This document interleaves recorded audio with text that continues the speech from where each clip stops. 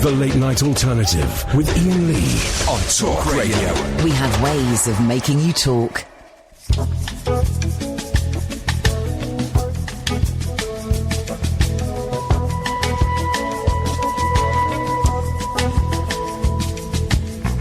thought love was only true in fairy tales, meant for someone else but not for me. Paper house that's made to stand with paper nails is all I thought that love could ever be. What's the use in trying? All you get is pain. When I needed sunshine, I got rain. Then I saw her face. Now I'm a believer, not a trace. Put doubt in your mind.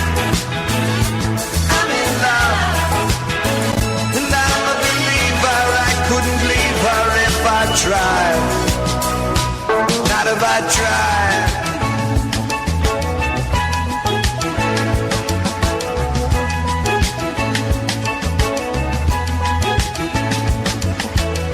Thought that love was more or less a given thing. Seems the more I gave, the less I got. Like a flower that grows, love's like a living thing. Living things don't like to be forgot. Love was out to get me, that's the way it seemed. Disappointment haunted all my dreams. Then I saw her face. I'm a believer, not a trace of doubt in my mind. I'm in love, I'm a believer. Say I'm in love, I'm a believer. 0344 499 is the telephone number. I worked out why I'm on a Neil Diamond jag. Bought loads of Neil Diamond, like CDs for like £1.29 on Music Magpie. Oh, by the way, when I do this voice, I go, when I do this voice, it's really annoying me. I get really annoyed when I do this voice, but I can't stop doing it. It really annoys me. Thinking about it yesterday as the show was going on, I kept going, you know what gets me really angry? It's this voice. And I can't stop doing it. And as I was doing it yesterday, I thought, all right, okay, mental note, I'm doing that voice again. Don't do it again. Oh, suddenly I'm doing it again. And I can't stop doing it. And I'm driving home last night thinking, why are you doing that voice? What's that? Do you know what's interesting? Yeah. That voice is followed by that voice. Yeah. You're having an argument with yourself. Well, the thing is, right, and now I'm thinking about it, I can't do it, which is good. So, but it'll just come out at some point, right? It really gets on my nerves. Doing that voice. I can't stop doing it. I don't know why. So if anyone's got any tips for stopping doing that voice. But so I'm buying loads of Neil Diamond CDs, including some from the 80s. Very, very dodgy time for Neil Diamond in the 80s, and a lot of the 90s, actually. But buying some of his classic 70s albums. Man alive, the You Don't Bring Me Flowers Anymore album. What an album! The 0344 499 1000, the Late Night Alternative. I'm Iain Lee, that's Catherine Boyle. Word. You can call in about anything. The September Morn album. Dear God, it's marvellous. I'm glad you're here with me tonight. What a record! Serenade? It's a load of old crap. Serenade's this weird album where the songs are like 6 minutes long, and he seems to have forgotten how to make a tune. He's got no tunes, right? Is he just talking? Well, it's very pretentious, right? Very pretentious. Then there's a weird song on there, right, called Reggae Strut, right? Reggae Strut, about 1979. Doesn't sound like reggae, but I'm going to play you this awful song. But listen, this is Neil Diamond, right, a white guy. Yeah. Oh, yes. Oh, no. Oh, yes. Here he goes. Chalky. Someday do, someday don't. I wish they wouldn't. Someday won't do, some won't even try. you to know. Well, you got to go and ask it. How are you going to ask it? Maybe you move it by. This is a white Jewish guy from Brooklyn, isn't it? Maybe you like to dance it. Dance it. Maybe you like to chance it. Maybe you like to try. Maybe lady do reggae strut. Maybe lady she do okay. Maybe lady do reggae, making the hips way, moving it okay.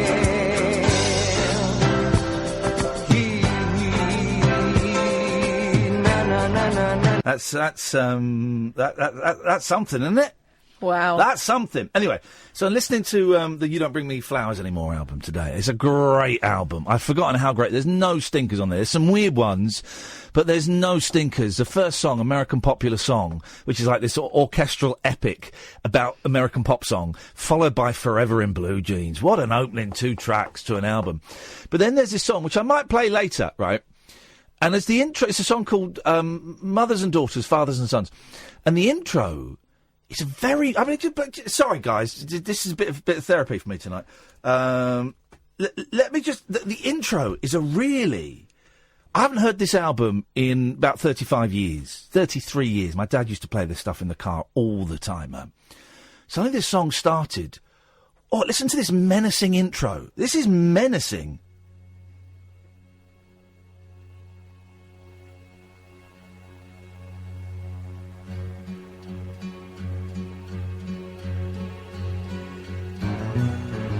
Isn't it? Isn't that dark?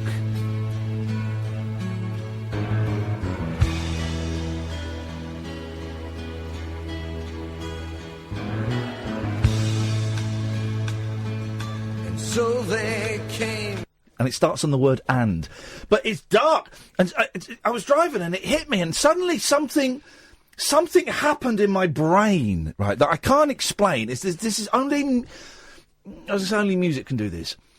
I would say the only 2 things that can do this, prepared to hear other examples, but I don't think there can be any. The only 2 things that can have this kind of reaction and join these dots in the brain: music and smells. That's it. Maybe touch, maybe taste. No, I don't think so. Not in the same way. Not in the same way, to a certain extent. But music and smells. But this song starts, and suddenly, I'm like, whoa, it got a little bit trippy and a bit psychedelic. And I heard that intro and I thought, I've got to hear that again. And I played that intro for like 10, 15 times. And then I let the song play. And then halfway through, I just burst into tears. I was driving and I burst into tears. And I was coming down the M1, I was thinking, what is this? Where has this come from? And suddenly it all made sense. My dad was a huge Neil Diamond fan. When we had him buried, my sister and I selected, my stepmum very kindly said to my sister and I, do you want to choose the music for when he's brought into the chapel? Which I thought was an amazing... We hadn't seen him for years. I thought that was an amazingly generous thing for her to do. So me and my sister chatted and we came up with Hello Again by Neil Diamond, right, which is a song I can never listen to now. I just can't listen to it. And so there's kind of, you know, my mum and dad in the 80s used to go out and see Neil Diamond. It was a big thing. I remember going to stay with Mick and May's parents when they went, all 4 of them went out to see the jazz singer at the cinema, doing that voice again. So I just can't stop doing it. I hate that voice because this affectation that's become part of me now. But it's the voice. But it's the voice that tells that voice off. I like that voice, but I don't like the other voice. It's an affectation I think I was putting on, and now it's locked in. Like when I say mate, right? When I say mate, and I mean it genuinely.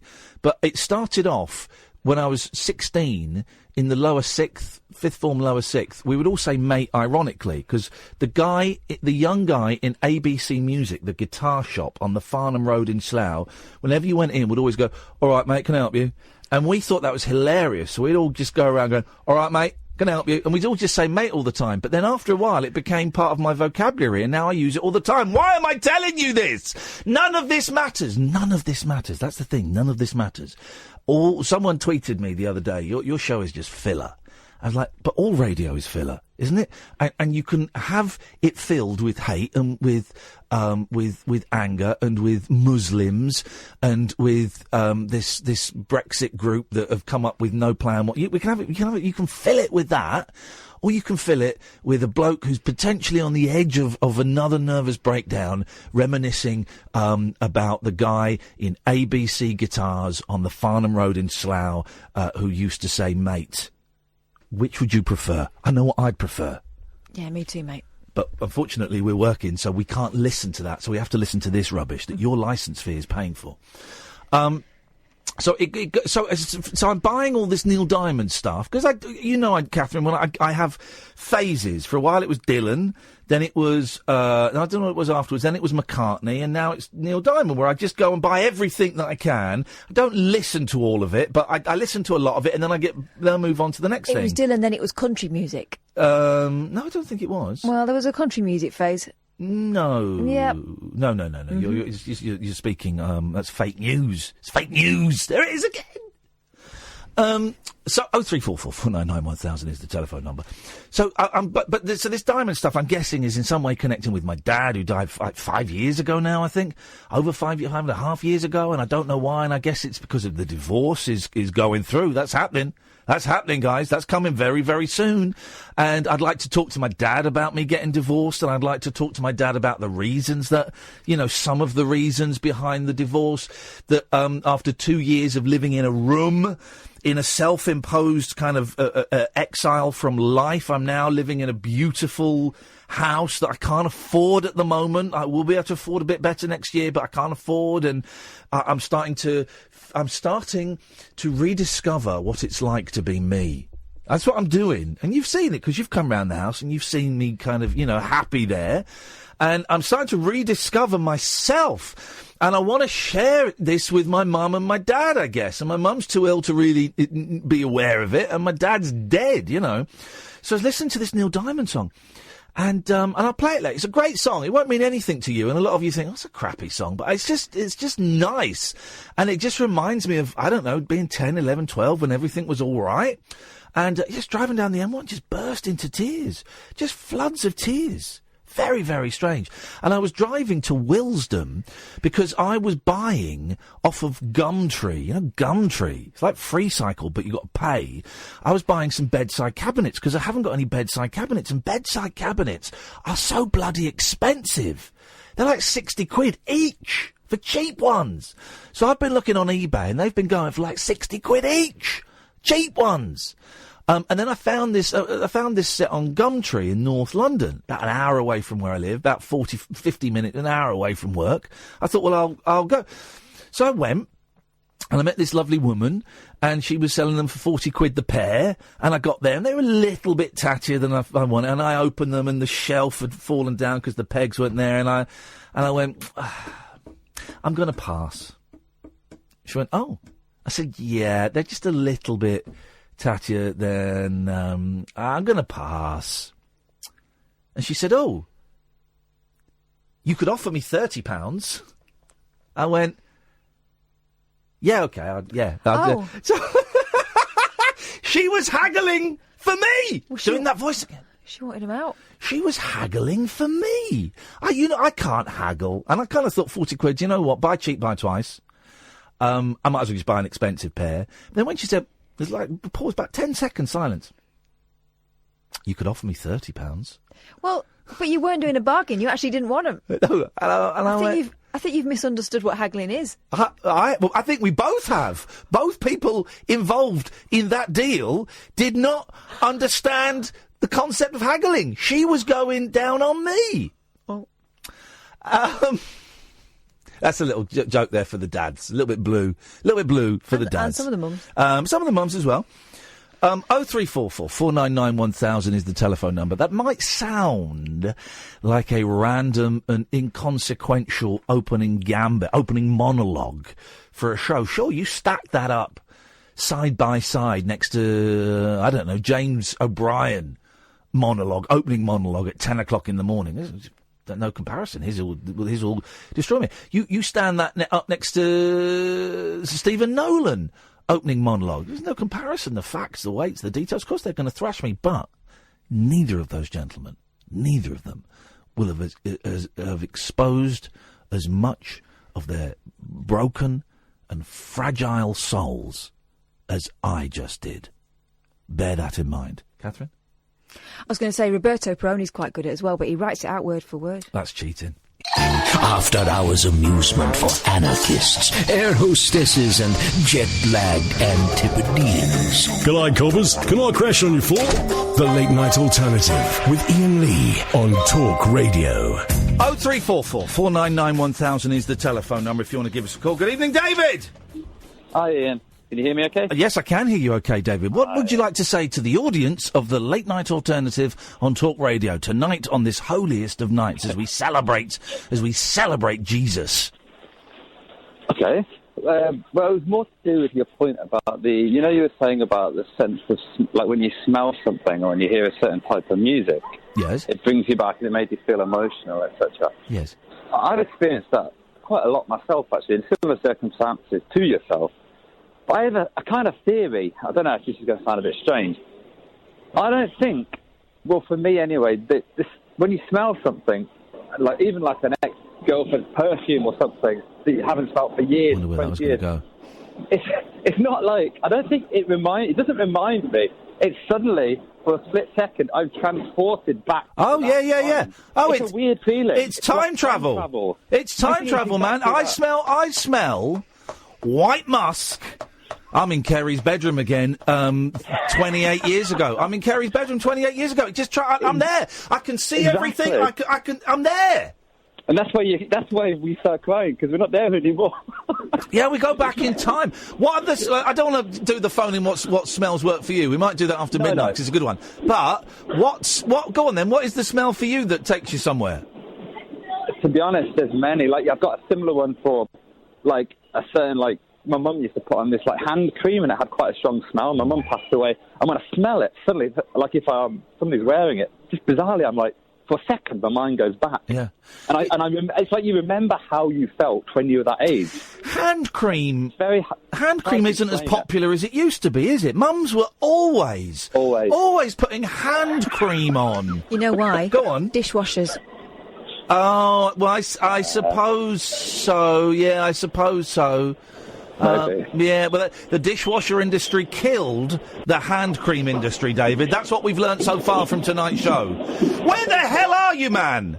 I'm at Hammersmith Station. Oh, it sounds like it. Outrageous. Yeah. But that was really my only point. I totally, you're the first person that's ever said it to me. When you said it, it really resonated. Yeah. It's something about that time travel moment. Yeah. Or even cut grass. I remember playing football or rugby, cricket at school for 10 minutes. For a second, you think you're young again. But I don't think you're actually remembering how you felt. I don't know if you actually are remembering exactly how you felt at that time in your life, or it's just a brain thing. I don't know. I never can work that out. David, we need to conduct more experiments. Thank you for your call. This is what they need to do, because they're doing experiments, as we know. Going into that voice again. Ugh. They're doing experiments. Scientists are currently doing experiments on time travel. We know that. That's happening. And I bet they're investing in a lot of, like, millions, billions of dollars worth of electronic equipment, electromagnetic spirogizers, polarity reversers, doppelflanger, bell cheeses, all of these things, right? And what they should do is they should just get a nice comfy chair and put smells around the chair, like for that guy it'll be his mum's hand cream and cut grass. For me, a bit of white musk. It would be a bit of incense. It would be petrichor. All of these things, and then spin the chair faster than the speed of light, and then you time travel. I think that's the way forward. It makes sense to me. Does it make sense to you, Matt? Makes sense, Ian. It does make sense. Yeah, I'm really good now that you've backed up my science. Yeah. Yeah. What have you got for us, Matt? Hi, Kath. Hello. Jesus. Hi. Just got a cool little story about Neil Diamond. Here we go. I'm always up for cool little stories about Neil Diamond. I was serving in the Royal Navy some years ago, and I was wearing my nice little white sailor outfit on a shore in Boston. Yeah. Boston, Massachusetts. Massachusetts. And had a few jars of ale, as you do, and there was just the two of us, and we'd lost the rest of them, and we were walking, stumbling along the pavement. Yeah. And a gentleman approached me and said, "Excuse me, sailor, your shoelace is undone." And I looked up, and it was Neil Diamond. Shut the front door! I didn't have a camera or a pen or anything, so as a souvenir, I asked him to tie my shoelace, and he did. No, shut up, man! Now you're making this up. Oh no, it's genuine. How cool's that? I'm waiting for the punchline. Give me the punchline. That's it. Right, you're walking down the street in your sexy sailor gear. Yeah. A man comes out of the shadows and says, "Excuse me, sailor, your shoelace is undone." You look up, see it's Neil Diamond, and then how do you ask Neil Diamond to do your shoelace up? Well, we didn't have a camera. I wanted to get a pen and autograph off him, and I had no way of, to make a memory of this. So you made him your slave? I asked him, and he agreed. And he got down on one knee and tied my shoelace. That is the best story ever! He's a nice guy. He's a nice guy, Kath. There's your video. Put that out on the social medias. That's your video. That's going to go viral tomorrow, Matt. Thank you. Okay, mate. Thanks, man. Care. Best call ever. Call the show off. We cannot beat Neil Diamond tying a sailor's shoelace. We can't beat that. That's it. We're done. We're finished. Game over. Goodbye.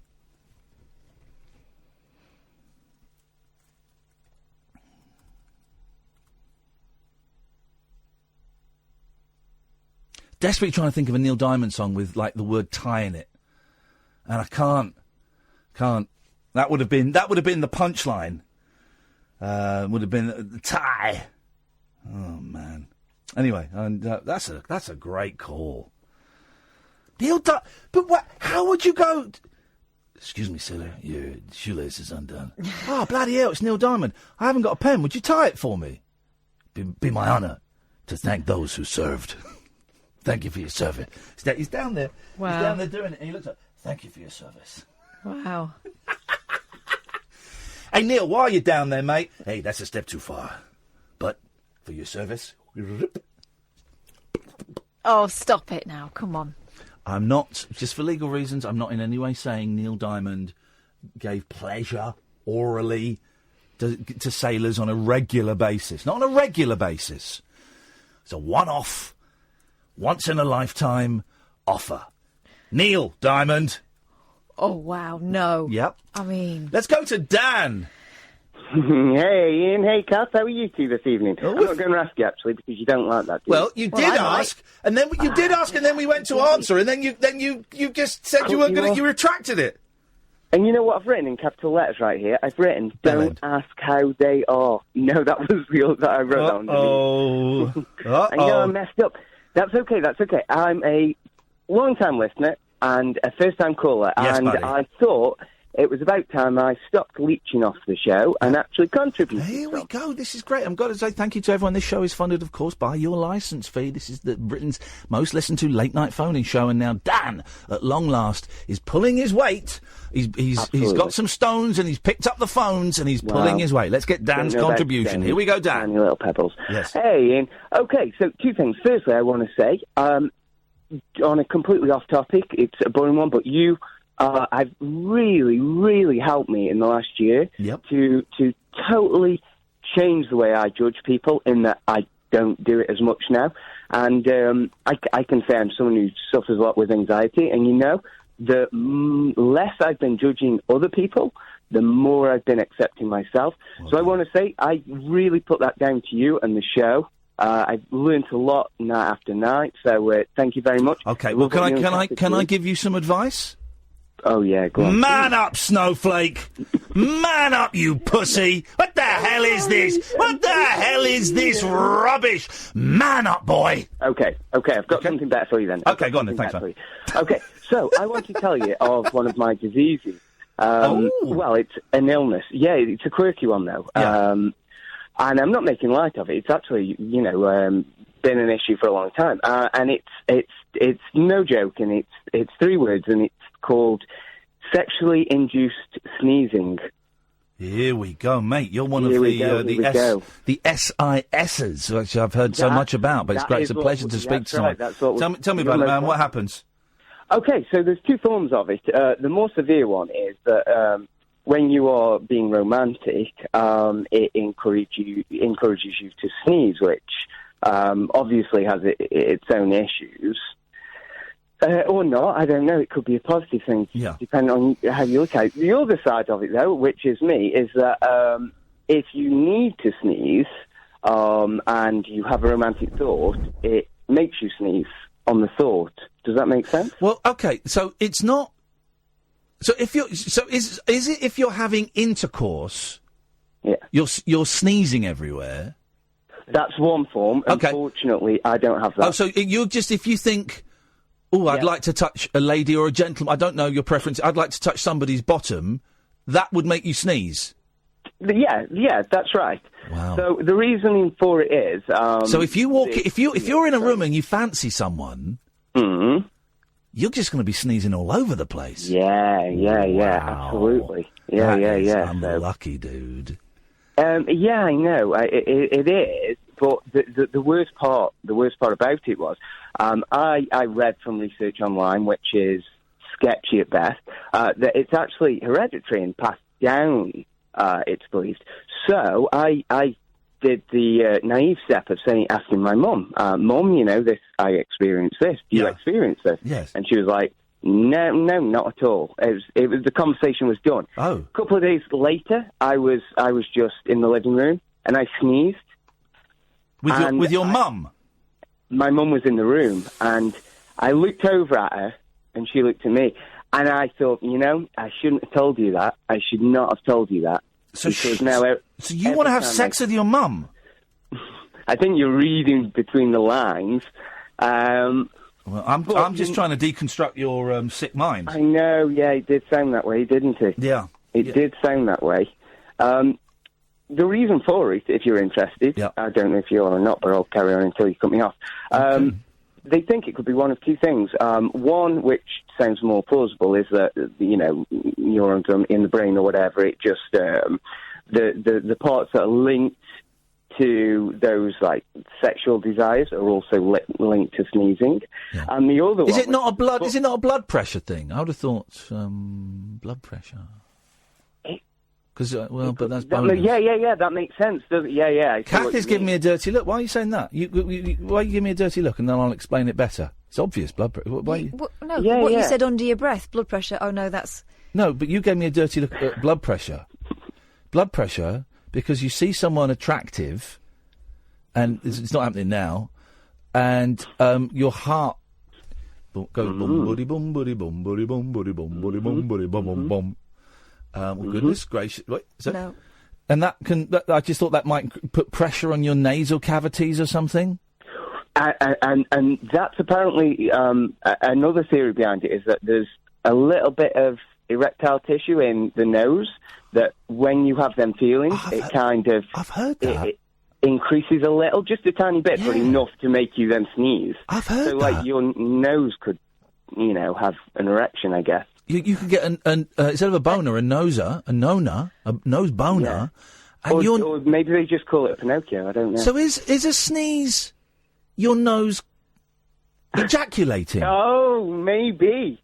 And I don't wear protection. Always put a nose dom on. Tissue. Always. Yeah, I know, I'm sorry. I didn't listen in school, Ian. Kathy's really... Do you not find this fascinating? Well, as someone who sneezes all the time, I'm wondering why I'm missing out on the fun part. Oh, it's the best, Kath. Honestly, it makes my day. It's like, I'll always be smiling after. Dan, you're a dirty, dirty boy, but thank you very much indeed. This is the Late Night Alternative. Pat, George, Caddick, stay there, come to you in a bit. Weeknights from 10 on Talk Radio. Jacked up jive talk for janitors, jazz cats, and gin-soaked boys and girls. Is that Commando? If you're awake, you're welcome. I've got 5 cactus needles stuck in my... The Late Night Alternative with Iain Lee on Talk Radio. 0344 499 1000. Good evening, Pat. Hello there. Hello, Pat.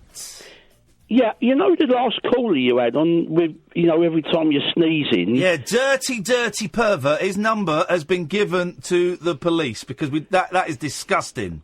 Right, well, like people with hay fever. Yeah. Does that mean that they've not really got... They've not really got hay fever, they're just sexually charged up. Yeah, does. It means they're all perverts. Everyone who sneezes and who sneezes a lot is a dirty pervert. Well, I mean, I suppose they exist. Yeah, they do, unfortunately. But I just thought I'd phone in and say that, when people, next time you see people sneezing and they say, it's only hay fever, but they're really perverts. Dirty people. Pat? Yeah? I've got to go because I feel a song coming on. Oh, no, please. Really? Yes. Thank you, Pat. Stay tuned. I dedicate this to you.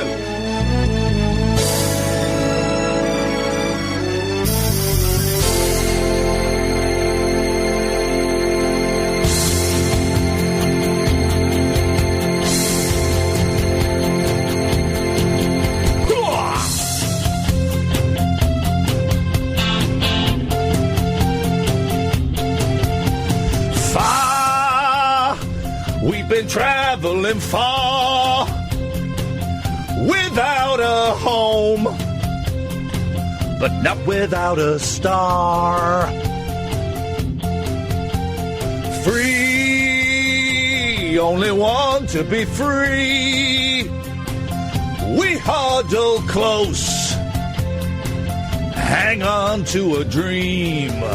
Not reading any of the words, I know this. On the boats and on the planes, they're coming to America, never looking back again. They're coming to America. They're coming to America. No, close it up. No, close it up. Close it up. Close it up. Can you do your top up again, please? Oh, no. Hang on. Oh, no. I paused it up! You can't. You do it wrong. Here's the thing. You get it wrong. I'm man enough to admit when I got something wrong. And I got it wrong there. I got the words wrong. You know the other day when I locked eyes with your cat on the litter tray? This is even more uncomfortable. Could you not? No. Could you not? I'm not looking at you. Oh, God. There's nipple on show. I shouldn't have to put up with this. Yeah, you love it.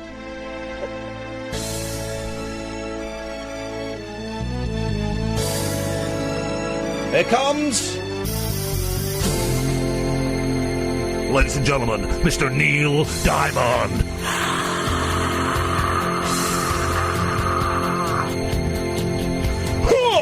Here we go. We got it this time. Know where we're going now.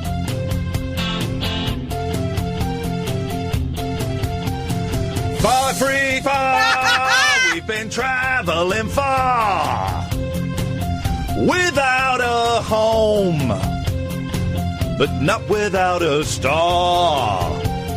Free, only want to be free. We huddle close and hang on to that dream. But how are they getting here? I'll tell you. On the boats and on the planes, they're coming to America, never looking back again. They're coming to America, home to a new and a shining place. Pack your bags and we'll say our grace. Freedom's lights burning warm. Freedom lights burning warm. And our kids in internment camps. Home. Don't it seem so far away? But ship, we're traveling light today. In the eye of a storm. In the eye of a storm. Ba, ba, ba, ba, ba, ba. Boom, chaka, boom, ba, hey, boom, da, ba, da, boom, boom, boom, boom, da, ba, da, ba. On the boats and on the planes, they're coming to America, never looking back again. They're coming to America. Got a dream they come to share. Shit! They're coming to America. Got a dream and build it there. They're coming to America. They're coming to America. They're coming to America. They're coming to America. They're coming to America. When? Today, yes. Today, yes. Today, yes. Today. My country, 'tis of thee. Sweet land of liberty. Of thee I sing. Of thee I sing today.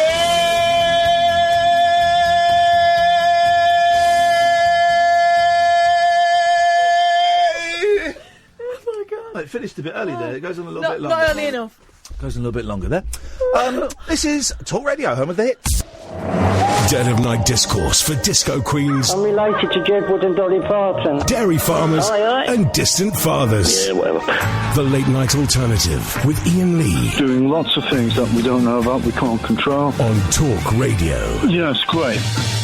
0344 499 1000. I tried to get the Ian Bone. You know who Ian Bone is? You know No. Ian Bone? What's going on there? What can I hear? If I do that. I'm trying to get Ian Bone on the show. Ian Bone is the founder of the newspaper, magazine, the literature, the movement, Class War. You ever have Class War? And they're kind of, they're described. I think they describe themselves. They are described as. I don't know if they describe themselves as. They're described as anarchists. And I was reading some of their stuff, and some of their stuff is kind of cool. And I kind of agree with it, you know, and the basic idea is that the rich and, I guess, those in power subjugate the poor, and that the poor and the working class have got no chance because of the rich just pushing them down. And I find all of that stuff fascinating, right? Because I can kind of dig that. Yeah, the idea that trickle-down economics doesn't work, and they know it. And they use the system to line their pockets. That's true. I mean, that's true. You look at Steve Baker, scumbag MP, who's been investing all kinds of things to protect his money. Anyway, but so I was reading some of the stuff and thought, this is really interesting. But Ian Bone is also the gentleman. He's you will have seen him or heard him on the telly today. He's the guy that shouted at what's his name, Jacob Rees-Mogg's children. Your daddy's not a very... You heard this? Your daddy's not a very nice man. A lot of people don't like your daddy, and that kind of stuff. And I was really hoping we could get him on to have a chat with him about it. I reached out to him. I tweeted him. Yeah. To see if he would come on and have a chat about it. Because I find it fascinating. Personally, I think my view isn't as clear-cut as everyone else's, and perhaps people would assume mine would be. Personally, I think saying that to the kids is too much. But I have a but. I have a but to accompany that, right? And the but is that Rees-Mogg, I think, is despicable. I think his treatment of working-class people and the people that aren't him is despicable. And he is putting himself forward as being an overt Brexit person at a time when that is still a very contentious thing for a lot of people, and he is propagating that could be argued myths and lies about Europe and about things like that, and also he does use his kids in his politics. I'm not saying it justifies it. I'm generally thinking it's a bad thing, but this but does sit there that he has brought his kids into the arena, into his work arena, in that you will often see photo shoots that are intended to promote his ideals in the papers and online and on the news. You'll often see him with his kids at events that he knows will be filmed and photographed. So he has made them part of his career. He's made them part of his career. So, I do think what this Ian Stone's a comedian. I do think what Ian Bone did was wrong. I said reprehensible. But I have that but kind of, because my knee-jerk reaction was, oh, that's outrageous, that's disgusting, that's horrendous, what an arse, what an idiot, that's horrible. What a nasty bullying thing to do. That was my knee-jerk reaction, and that was my knee-jerk reaction for most of the day, until I came in and sort of gave it a little bit of thought. And I do think it's inappropriate. I do think it's bullying. But I have that but there. Do you know what I mean? I'm not expecting you to agree, I disagree with right, but either side bringing children into it, it's not fair. Yep. Those children didn't choose to be there. Yep. They didn't choose to be their children. I do think, right, you've got to look at how counterproductive that is to your cause. Because, right, Jacob Rees-Mogg is parading his children, arguably, in front of the press to add to the sort of cuddlification of him. Yeah. And by targeting the children, you're adding to that as well, because all of a sudden, poor old Jacob, and look at his poor children, and it must be terrifying for them. This is why I wanted to talk to Ian about this, because I don't think he cares. From what little... I Wikipedia'd him, I went to the Class War website, I went to his blog, and I looked at a couple of articles. That's it. All in all, 25 minutes. You can't get a man's philosophy in 25 minutes. I don't think he cares. No. So he doesn't care what we think, because we are mainstream media and we work for Murdoch. But there are plenty of people on the left who sympathise with his cause and who back him up to that point. Yeah. And then he loses them. I think... Was it worth it? I don't think there won't be that many on the extreme left that do, but that's extreme. Class War is an extremist organisation, so you're not going to get your average Labour member agreeing with him. A lot of people on the left won't be agreeing with his philosophy. There'll be people like you who've read into it and gone, oh, right, OK, yeah, I'm with you up to there. Right, hang on, I don't want to align myself with this sort of behaviour. Well, but again, I don't think he's an anarchist. So that doesn't... Does that mean you don't care about children? No, but it means he doesn't care... He doesn't care about what you're saying, right? About affecting the people that you're claiming might be affected. He doesn't care about that. Does he care about being a significant force in politics? No. All right, so he's just freestyling. I think so. They did put forward some... They did become a political party in 2015 for that election, I read. But I don't think they consider themselves as they're more protest movement as opposed to a political movement, if you see the subtle... Am I the only one? And I'm not in any way justifying it. I think it's horrible, and I think it's wrong. But I have that but there. I have that but, and I can't get away from that but. My sympathy goes with the kids. Of course it does. And I'm not doing it because it's Rees-Mogg, and I disagree with almost everything. I'm not doing it because of that reason at all. Had it been kind of flipped the other way around. I just think that any person in the public domain, and by that I mean radio hosts and movie stars and politicians and people that have a public profile, that bring their kids into that public profile, particularly at a very young age, I just think that's bad parenting. I think that's bad parenting. I was saying the other day, my youngest keeps saying, "Can you get me on TV?" And I say, "Yeah, I can, but I'm not going to because." And he doesn't get upset, but he wants to know. And I said, because you're too young to make that choice. And once I open that door, I can't close that door. If I get you on a TV show and you are billed as Iain Lee's son, that means if we're out shopping, pictures of you can get in the paper. I don't quite go into this much detail, but this is my thing. Pictures of him can then go in the paper. Yeah. He is then a target to be papped. I don't get papped anymore. The whole, the excitement of the jungle has worn off. But were anything to happen? Yeah. Whereby you were in that firing line again, so would he be. Yeah. You know, the thing about my divorce and drugs and stuff, that got in the papers. And if I were out and a picture got taken, you know, tragic comic, Iain Lee divorcing his wife, and here is their young son. So that's why I don't do it. Katie Price's kids, they're always in the papers. It's such a shame. Yeah. 0344 499 1000. Not in any way, you know, justifying what this guy did, Ian Bone did. I just have this but there.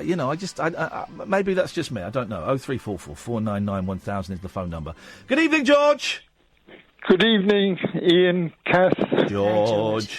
Few things on my mind, but you've distracted my thoughts by talking about Ian Bone, because I too am an anarchist in its original sense. Yeah.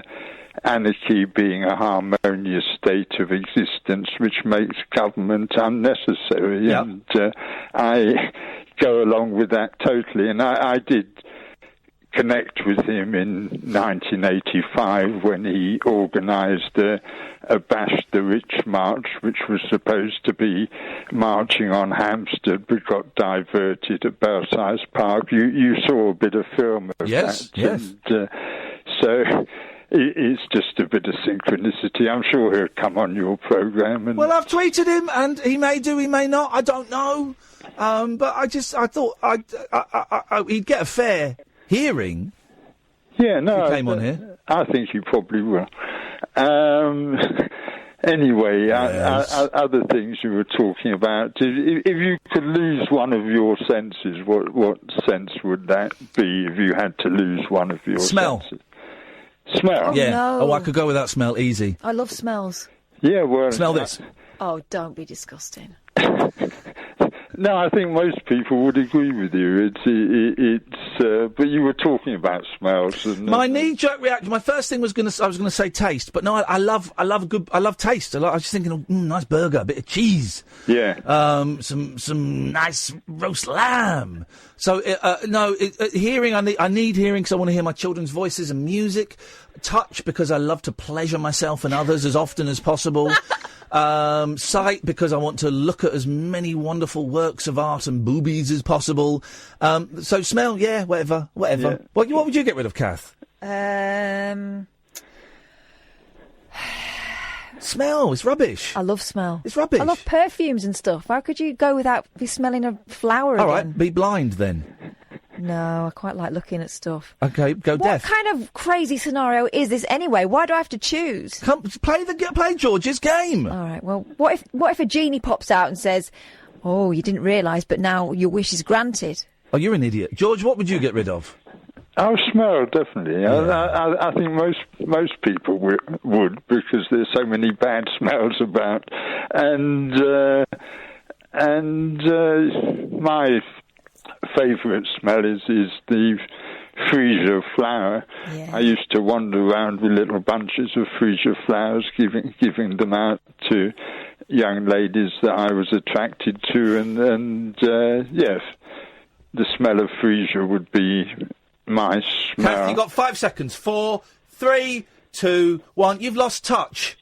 There you go, you've lost touch. You didn't tell me what you were counting down to. You've lost touch. You knew what we were talking about, and you blew it. You've lost touch. That's gone now. By the way, I've lost touch in 1.5 of my fingers. Right, but if I lose touch, do I still get feel? No, of course not. Because it would be like... Feel is not one of the senses. Feel is not one of the senses. Touch is. It's like if I lose smell, do I still get sniff? But if I can't feel anymore, that means I'd be like one of those amazing women who can like pick up really hot things, and I can do all that stuff. whatever. Superwoman. You're being a muppet. Actually, this is a really good idea. Thank you. George, we're out of time, but thank you very much indeed. 0344 499 1000 is the telephone number. Gosh, we've covered Neil Diamond's black voice. We've covered losing a sense and justifying shouting abuse at children. What an hour! 0344 499 1000. This is Talk Radio. The Late Night Alternative with Iain Lee on Talk Radio. We have ways of making you talk.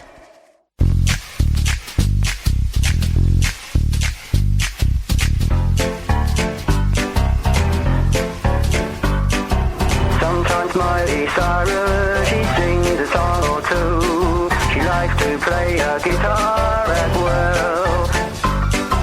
Sometimes Miley Cyrus, she had a laugh with you. She plays country western too, so join in with her too. Come on, join the gang. Miley Cyrus too. Miley Cyrus plays the guitar and sings along with you. Come on, join the gang. Miley Cyrus too.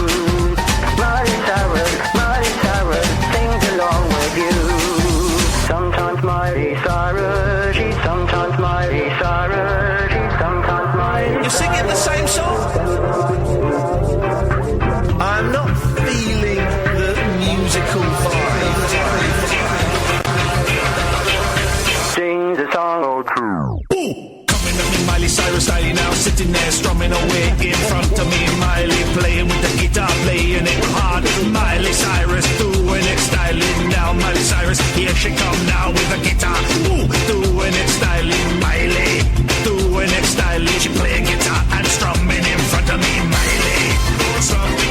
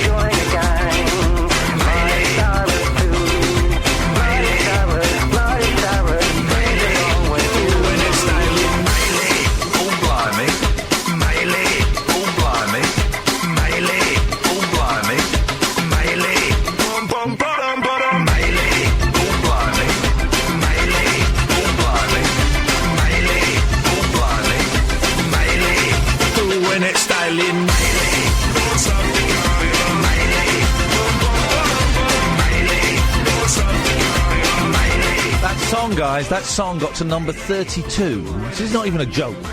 In the iTunes dance chart, number 32. That's criminal. It did not break the top 30. That's all I'm going to say.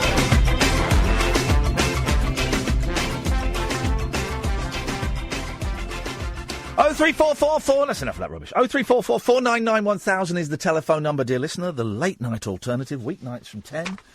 On Talk Radio, Iain Lee and Catherine Boyle. You know the rules. We sit here and we talk about our day, and sometimes we talk about news stories, the big ones, and sometimes we talk about the small ones. And you are welcome to call in about anything. Absolutely anything. We've kind of almost, sort of, put up a semi-defence for the guy that shouted at Jacob Rees-Mogg's kids. Kind of. Well, not a defence, a but. I disagree with it, but I've put in there. So you can call in about that. You can call in about anything. It can be something that's on the front page of the newspapers, on page 17 of the newspapers. There's that voice again. Or it can be something that happened to you today. It really is your chance to call in about absolutely anything you want. And look, I'm not, I'm not doing that. Oh, God, I think my job's going to be gone. I'm safe here for the next few months, at the very least. A significant number of months. But this show ain't going to be here forever in this format. It can't be. It's impossible. It's a niche, cult show. Is that water? Oh, yeah, water. Water.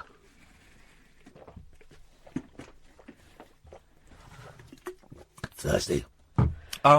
So what I'm saying is, this show will not be here forever. So make the most of it while you've got it, because one day you won't got it. Okay? 0344 499 1000. Right. I don't like the anonymous stuff. I don't like it. Right. And I've had some anonymous stuff recently. I've had some emails from someone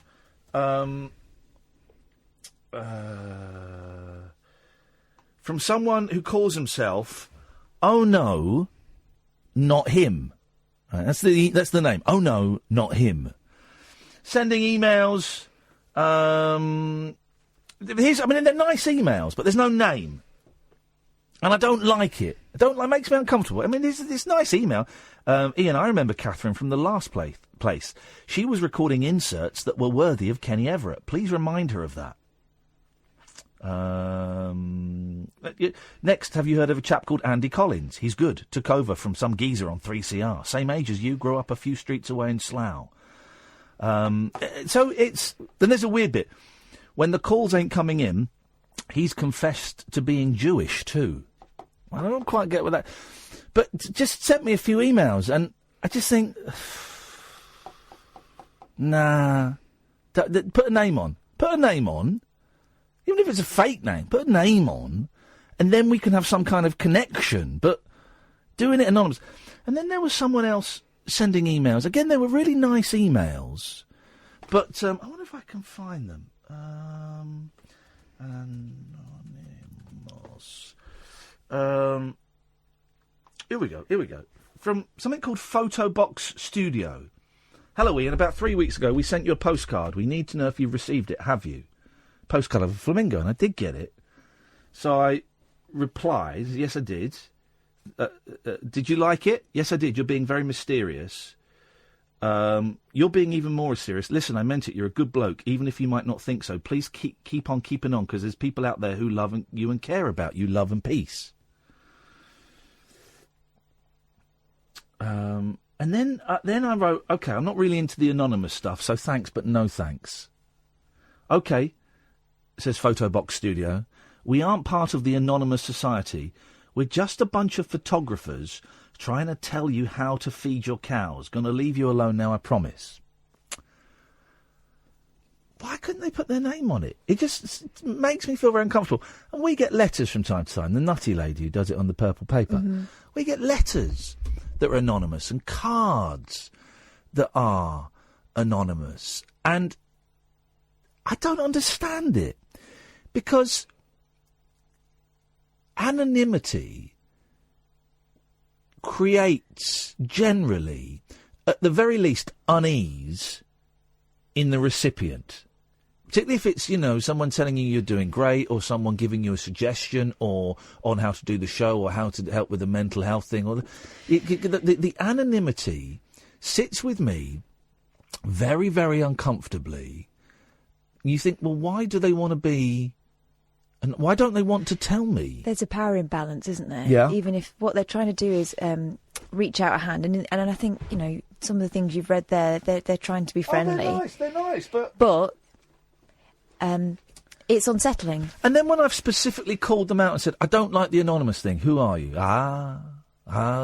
don't mean it in a mean way. OK, well, you might not mean it in a mean way, but it's coming over in a very, very unsettling way. I don't know if you, dear listener, have ever had, if you've been on either end of an anonymous thing, whether you have been the recipient of something anonymous, or you've sent out stuff anonymously. I'd love to get your thoughts on it. 0344 499 1000. And then I got a book sent to me, from Better World Books. The Ode Less Travelled, Unlocking the Poet Within, by Stephen Fry. Because I was saying that poetry is a con the other day. So someone's thought, well, we'll teach him. But there's no name with it. There's no name. No one. It's not from. It's not. And when you order books online, you can generally get a little message included. So here's the thing, right? I don't want this book. So unless the person calls in by the end of the show and tells me who it's from, it's going in that bin. Oh, no, don't bin it. Just put it on the pile out there. No, because I'll give it to hospice. No, please. No, Catherine, no. Don't bin a book. No, I'm going to bin this book. I'm going to bin this book because people need to be taught a lesson. I'm sorry if it sits uncomfortably with you, but no, I don't want this book to be of use to anyone. I don't. This book is going to go in the bin because you can't do that. You can't send stuff anonymously. It's uncomfortable. And now you've created tension between me and Kath. It's going in the bin, Kath. I'm sorry. I'm going to take it home and throw it in the bin. I'm doing it. And I'm sorry if it makes you feel uncomfortable. I'm sorry if it's not going to go to a hospice. A, it looks like a crap book. But B, I don't want... No, because that means that they have still achieved something. They've still achieved something. Well, it's your book. No, it is my book, exactly. It's my decision. It's going to go home and it's going to go in the bin. It's totally my decision to do that. And I've got no qualms about it whatsoever. No qualms about it. Don't give me puppy dog eyes. I'm not. You are a bit. I'm honestly not. You are a little bit. No, I'm honestly not. You do what you think. What I know is right is it's going to go in the bin because I'm not letting people have the power to do something. So if you sent it and you genuinely didn't know that your name wasn't going to be in it or something, then 0344 499 1000. Otherwise, it's going in the bin. It's never going to get read. It's never going to get read. Look, there's no indication on there. There's nothing. So it's going. It's going in the bin, guys. This is the Late Night Alternative on Talk Radio. Uncut, after-hours conversation for the up-all-night generation. The Late Night Alternative with Iain Lee on Talk Radio. We'll get you talking. I think are we live? We are. I had a wobble. I don't feel very well. So we played Chris Difford from last year, where I was 44. Imagine being as young and as sweet as 44. Sometimes I get really self-conscious, and I can't remember how to do this job, this show, and I can't remember how to do this job. Don't remember how to do it. We will struggle on.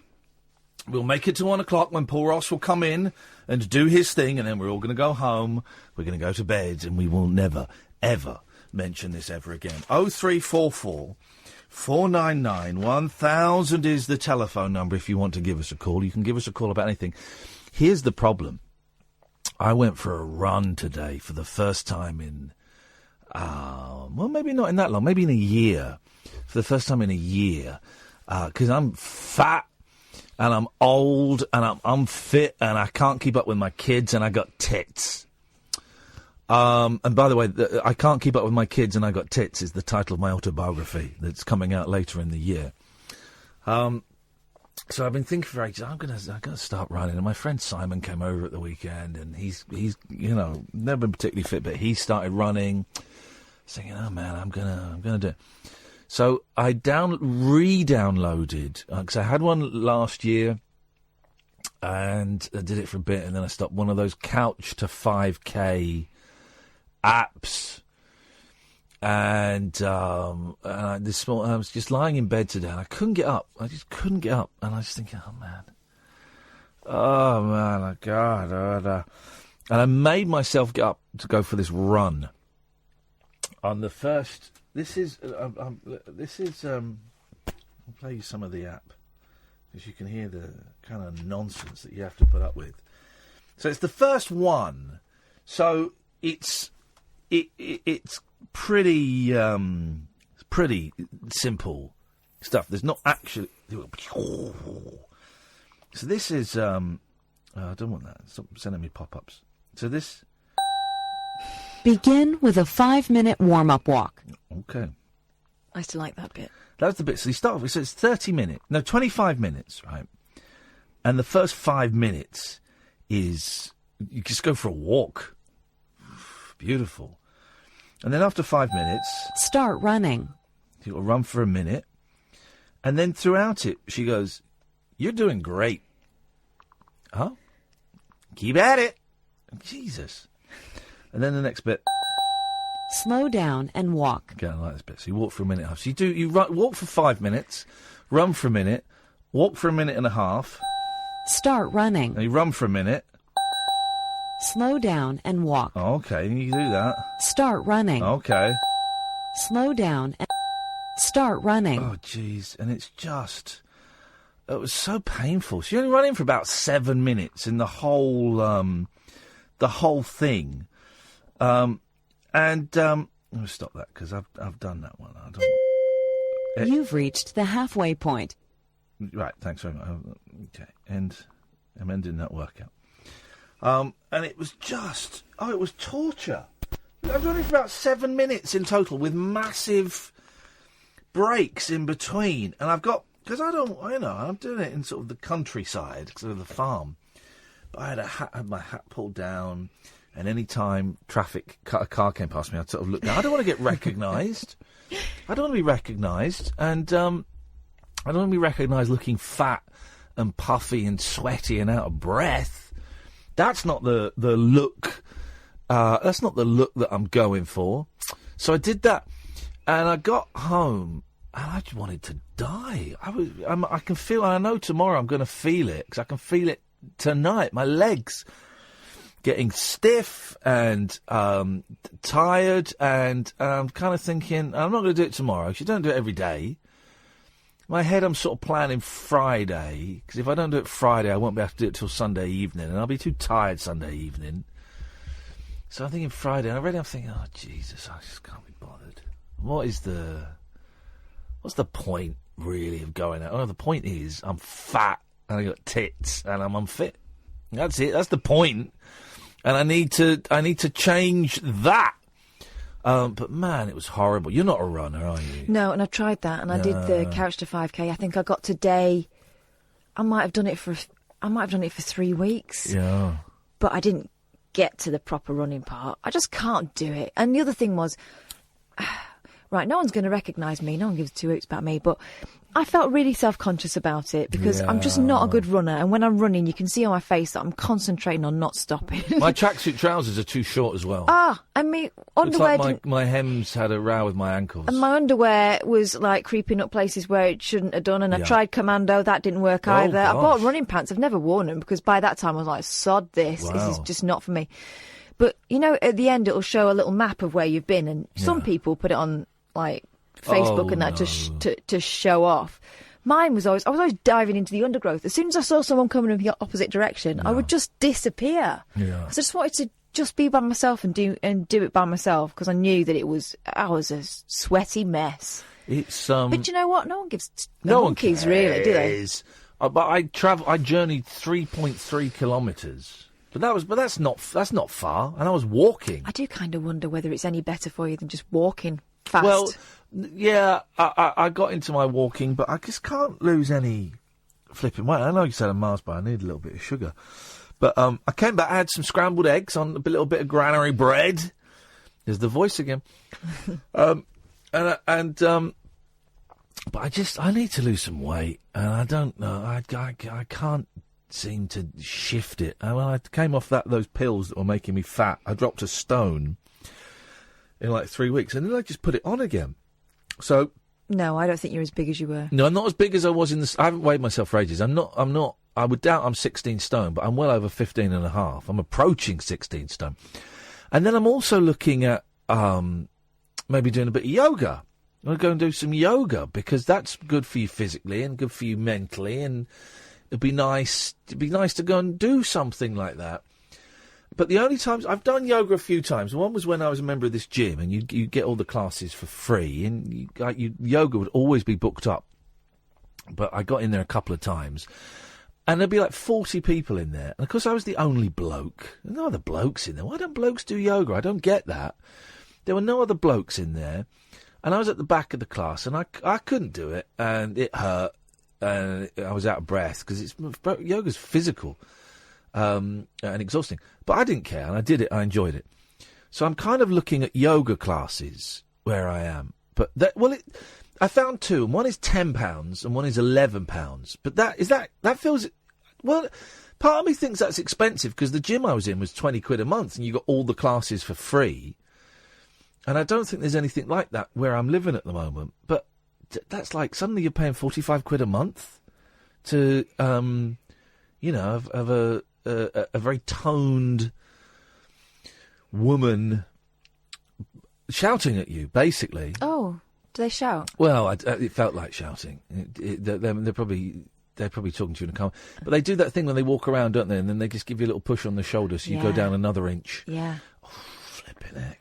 When I really got to get back to one of Brendan's classes. My mate Brendan does a yoga class, and he's very zen. He's a hippie, and it's just brilliant. You do it all with your eyes closed. No one's looking at each other. I can't balance that. I can't balance with my eyes open, so balancing with my eyes closed would be impossible to do. But is £10? Is that okay for?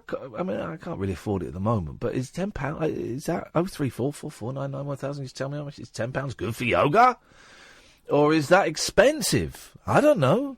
I don't know what the going rate is for these things. But the hardest thing is that just rocking up. And, well, once it started, I don't care, but it's rocking up and it's standing in the room waiting for it to start. That's the bit I hate. And then there's people stood there. I'll go with you if you want. Yeah, right. No, because the one I'm looking at, they're all in the evening. The one I'm looking at is like 9 o'clock on a Friday morning. You wouldn't be able to make it in time. You'd take your kids to school. But, and also I've got that thing of I don't want to be recognised. So I was in a charity shop the other day, and this woman was working there, and she came out. She went, "Hello." "Oh, hello! Can I shake your hand?" I went, "Yeah." And I got out, because I don't, some places, and not anything against charity shops. I mean, charity shops all the time. I love charity shops. I love it. I love a good rummage. And at the car boot sale at the weekend, just a little bit of nudging and pointing, and sometimes you just. I know, and you're not feeling Mr. Showbiz at the moment. When you're not feeling it, you don't want to, you don't want to do it. Well, there you go. We filled that 20 minutes.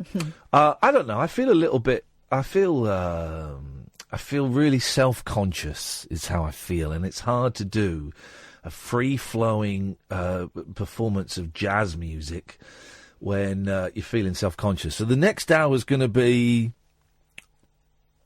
adequate, I guess. It's going to be an adequate hour, and then we'll see. You can call in. Don't be scared to call in just because I'm nuts.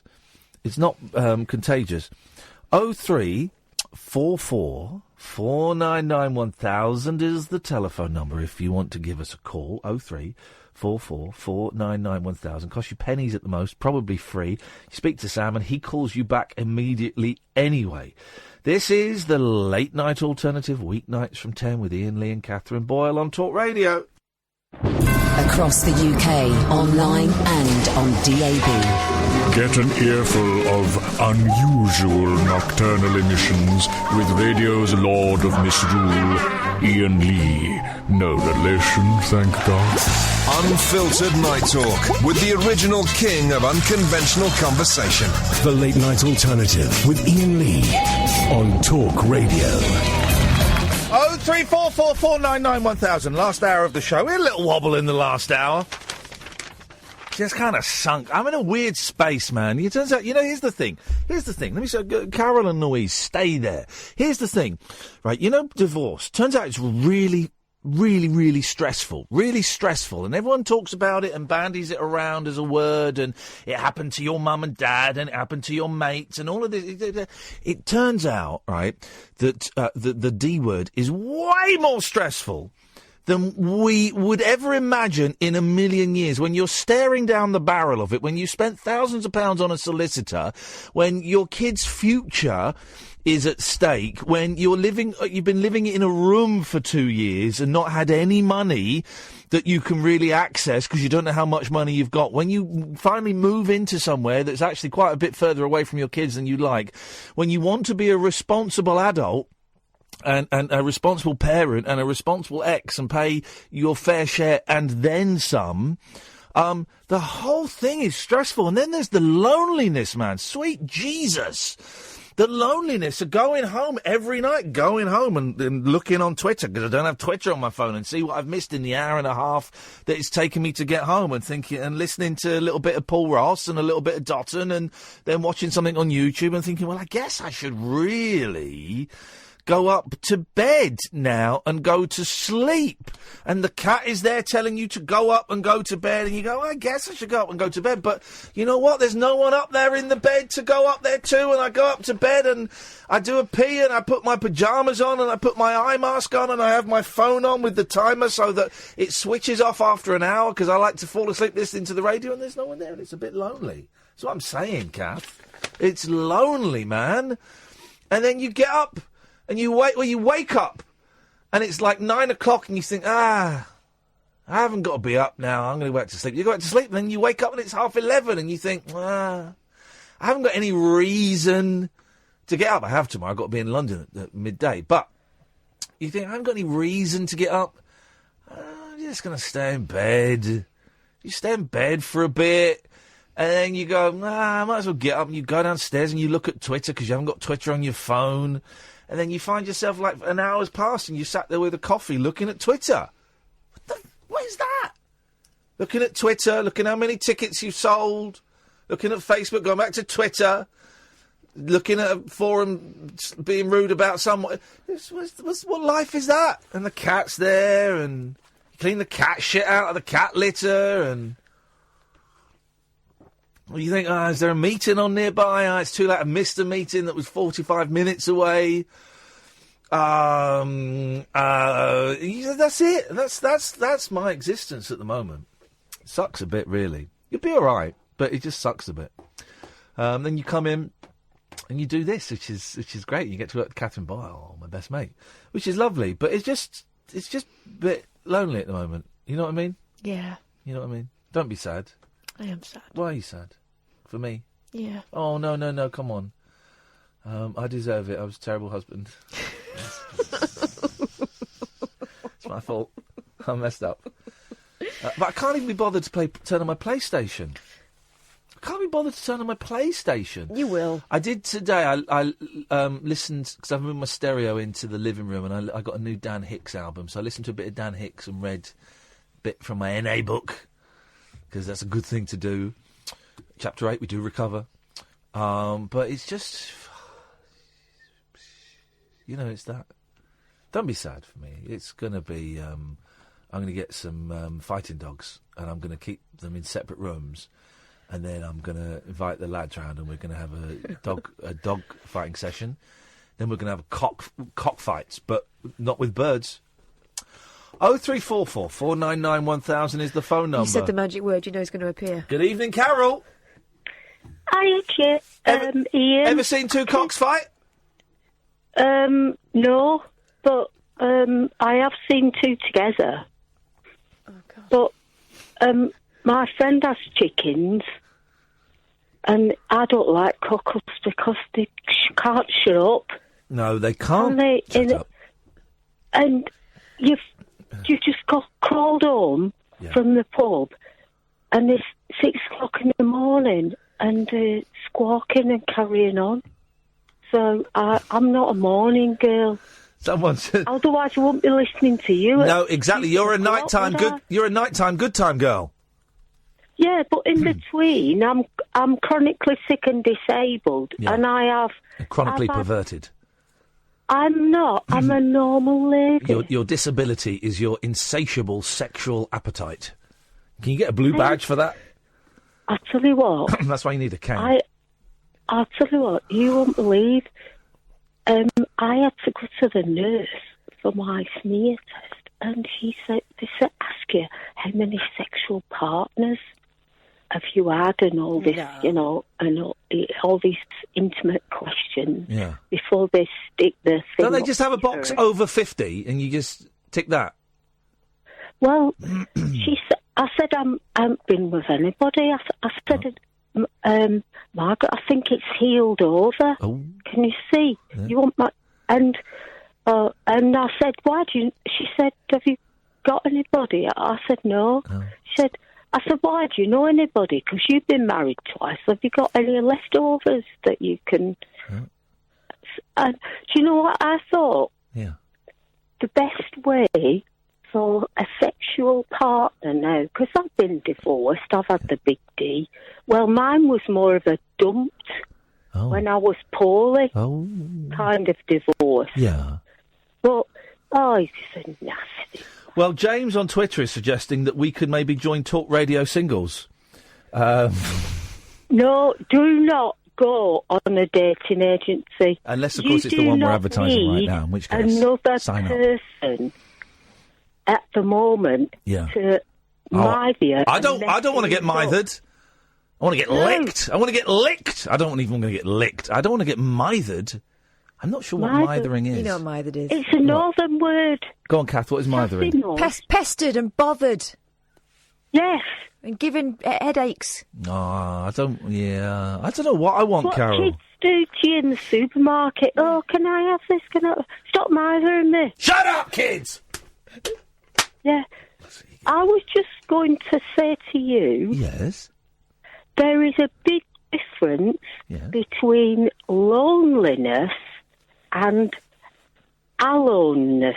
Yes, aloneness. Aloneness is different from loneliness. Well, one of them's a real word. Well, loneliness, and then there's being on your own. Aloneness. Oh, but you can feel loneliness in a room full of 5,000 people. Correct. Yes. But aloneness is feeling like... Because you feel a bit shit today, don't you, to be honest? Yes, I do. I've been there loads of times, but not in your head. No. So I can only say that I'm sending you some... used underwear. My healing thoughts and some cuddly, huggy thoughts. And thank you. I'm giving you a phone hug and saying, don't worry about it. Thank you. You're a good spirit and a good woman, Carol. Hey, you live in Swindon. Do you live in Swindon? Yeah, I do, yeah. Do you see Andy Partridge swanning around from time to time? No, because I don't go into town a lot. I don't even know where he lives. But you know where he is, don't you? Yeah, he's ex-DC fella, isn't he? Carol knows, Carol's of that generation. I know what, I've seen more I've forgotten. I've seen more bands than most people have ever been to. Yeah. I started going to gigs when I was 14, and I've never stopped. Where have you always lived in Swindon? No, mostly when I've been going to gigs. Yeah. So I moved down from Rochdale when I was still at school, and I thought, I don't like this. Nobody lives here. Yeah, Swindon's an odd Because I wasn't in the Swindon town. I was stuck in a field next to some cows, and I thought, where's the cobblestones gone and all that? And I hated it. My life fell off the cliff when I moved house. But as a kid, what I was going to say about all this going to the gym, £10, is it too much? Why don't you have you got a telly with a DVD in your place? I've got a telly and I've got a DVD player, yes. Well, get yourself, when you're in the get yourself a yoga beginners DVD. Well, loads of people. Here's the thing: loads of people have just tweeted to me, Carol, that you can do yoga on YouTube. So I've just ordered a yoga mat for £8. I'm going to do it in my living room. Come round, Kath, and do yoga with me. I will. Shall I fetch me mat and I'll do it with you? Because I'm the only reason I'm not that worse than I am now is yoga. Is because I used to do yoga when I was 20 in my lunch break. Well, both of you are invited round. I've just found on YouTube naked yoga. So both of you are invited. Don't go into that. No. No, because it ruins your concentration. Well, also if you Imagine fall back and being land in a on the room remote with control. naked people trying to do yoga. I imagine it every day. Oh no, it's not sexy. They'd be blowing off. Yeah, it makes you fart, jump, and all this. But you don't try. Remember that it took a long time for you to get where you are now. Yeah. So you can't lose weight by next week. What you got to do is set yourself a target. because whilst I was not listening to you today, because you weren't on, Yes. I was looking, because I thought, I bet he's made that up, come to Bath. And I found out it's actually really on. Yeah, no, if you can get there, we'll give you two. We'll put your name on the door. 2 free tickets. I'll sort it out. Good, we want you to come. Yeah, I'll be there, but I want you between now and November the 17th. That's when it is, right? isn't it? Well done. I was just Googling it. So we're kind of halfway. It's a couple of months, isn't it? Yeah, November the 17th, the Rondo Theatre. Yes. IanLee.com/event if you want tickets. Yes, I've looked it all up. You said I could come for nothing. Yeah, you can. You and a mate of yours, you can get in for absolutely now. That's our promise. Brilliant. Well, you know who I am, what? Because you've seen me. I smell you. I'll be wearing more stuff. We'll get you to sit on a chair upside down. That and way we'll recognise you, yes. Well, yeah, I couldn't do that. Well, it's very good, because when you get knocking on a bit, if you have a photograph with your head upside down, all your wrinkles still up. Well, apart from one. It's like the best instant facelift, but it's a bit inconvenient if you're like going to a wedding, because you've got to try and do a handstand or something, you know. Look, I can't have them. I'm too wrinkly to be in this photo. But you have to. I want to see you. Yeah. When I come down to Bath and you come up to Bath, I would like you to try your hardest best to lose £3. I can do that. I can do that by having a dump. October. £3 is a good dump. I can do that. Yeah, but I'm talking about not putting it back on. Oh well, okay. I don't know if I should. I want you to see you. Yes. £6 lighter. You got it. You got it, baby. Is that a deal? You got it. I'm going to chop an arm off. Now, Catherine and I are coming to. We are coming to Swindon in October. What for? For an orgy with coming you. Here? Oh, it's shit. No. We're Waitrose, you know. We're going to see. We're going to go and see. Waitrose in this. That's like putting a rose on a duck turd. We are going. Waitrose in Swindon is like a rose on a turd. We're going to see a show at the Swindon Arts Centre. Oh, wait, what are we seeing? Oh, we're going to see Terry. Half of XTC. Oh, are you? Yeah. I've forgotten about that. Yeah. Oh, are you? Is there any tickets left? I think it's sold out. Can get tell them. Tell them Carol's coming. Tidal Wave. I can get a free ticket because I can take somebody as a carer for nothing. Okay. So you only have to put on your guest list. No, it's not. We're not doing the show in Swindon. We're coming to see you. I know, but you're going to be. Well, why don't you come round to my house afterwards? I'll come see you something. I'm scared that you'll devour us. Don't be so daft. I've got a busted hip. I can hardly stand up. Okay, well, never mind devour you. Okay. Well, Carol, we look forward to seeing. Round to my house. I don't live very far. I can come and get you. No, it's okay. No, we look forward to seeing. Don't mind. We look forward to seeing you in November in Bath. Well, I might be hanging around outside waiting for an autograph now. Thanks for calling, Carol. Love you. Bye. Oh my God. What have you done? Oh no, I gave away our itinerary. 0344 499 1000 Talk Radio. Tales of mystery and imagination on the radio show that does things differently. Dolly Parton, I listen to a record all day long. The Late Night Alternative with Iain Lee. I'm a nut job, but not that kind of nut job. On Talk Radio. Honest to God, it's the new Breaking Bad. Oh I think every gentleman from the age of 16 to 78 is thinking the same thing about Carol. Whoa. Aren't you guys? Okay. Let's go to Louise. Good evening. Good evening. Hello. I'm not going to ask how you are because, well, you're not having a good day. But hopefully tomorrow will be better. Hey. That's also why I'm ringing in. So it is, because I'd like to share my day with you, if that's okay. Yeah, of course. Where do I start? I've been more than open with you about, my addiction and all that kind of stuff, but I've suffered from quite serious depression since my mid-teens, and it's something that I've sort of learned to live with, throughout my life. I've ups and downs. Some downs are crippling. And this past couple of months, they haven't been good at all, but, I've been putting the face on and all that stuff. Today, I decided that I was going to clear out and below my stairs. Do you mean literally the area under your stairs, or is that? I don't know if that's an Irish phrase for the doodah. No. You're not cleaning up. You weren't having a shave. I could do with one. Okay.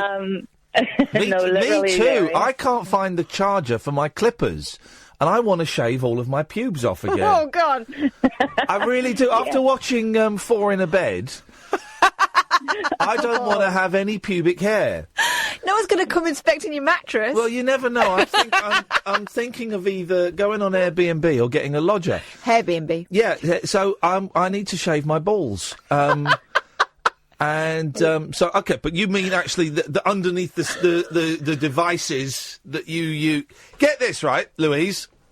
Mm-hmm. We're talking about stairs the other day because I'm fascinated by stairs, and Kath says I had a loft conversion put in my house a few years ago, a house I lived in, and I said when they put in the stairs it was amazing, and she said, how do they do it? Do they start at the top?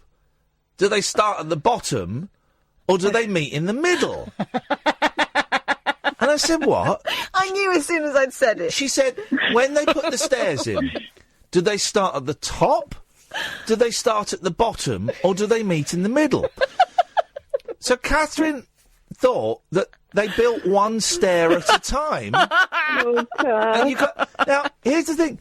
I've never seen it done. When you get stairs fitted, the stairs come. The stairs are made. They bring the stairs in, and the stairs are hollow. The stairs are quite light because it's just a hollow bit of wood. There's nothing underneath it. Yeah, and they come in. They've measured it all up. Most places, if you're just replacing stairs, you can buy them ready-made. For a loft conversion, generally you have to get them custom built. And the stairs come in, and they start at the top. No, they don't. And they twist it and they do it, and then they slot it in like a jigsaw piece. They slot the stairs in. Well, how boring. And then they stick it to the wall with blue tack. And then you got your stairs. And duct tape. Yeah, duct tape. And then you got your stairs. And that's how stairs work. Well, they're doing it wrong. Yeah, okay. Anyway, sorry, carry on. You were talking about your stairs. I'm going to show... Hang on a minute. I'm going to show Kath... look, I'm going to show Kath some stairs, right, that you can buy. Look, those are stairs. No, that's a bookshelf. No, stair box, straight staircase, fully assembled, £155. Stair box bottom, 3-winder. Stair box top. Look, those are stairs. See, those are stairs. Stair box mid, 6-winder staircase with balustrade. They're stairs. Look, Yeah. they put the flipping stairs in. That's a ladder. It's not. Well, that's what stairs are. They're like a posh ladder. They're a posh 3D ladder. That's all they are. And there's one step.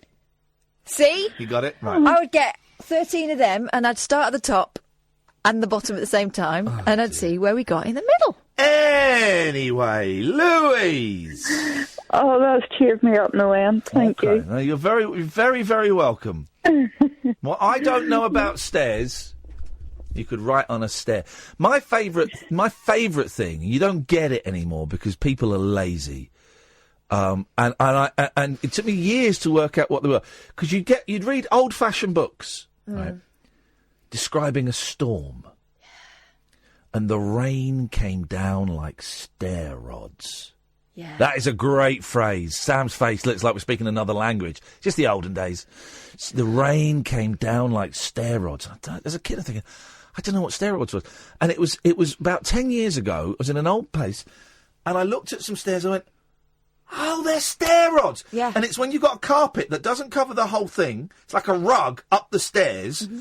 And the rods are like the brass rods that affix Yeah. the carpet to the stairs. Stair rods. They're like lying down railings. It's like it's like sealing wax. I thought sealing wax was came from the ceiling, but sealing wax, it's sealing, S-E-A-L. It's that thing, those little things, and they put it on the back of a thing, and you leave the sealing wax. I misread mothballs for years. I thought they were mouthballs.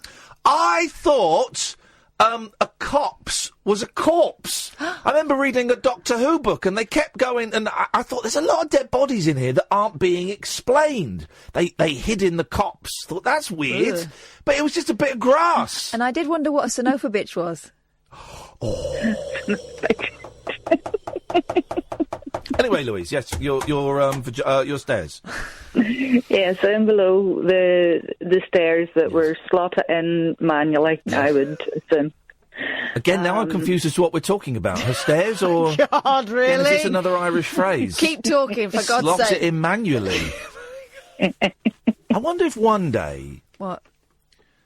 Do we want to hear this? Permission to speak very, very freely and very crudely, Louise. God. Grant it. The toughest bit about sex is, I'm gonna say it, is the insertion.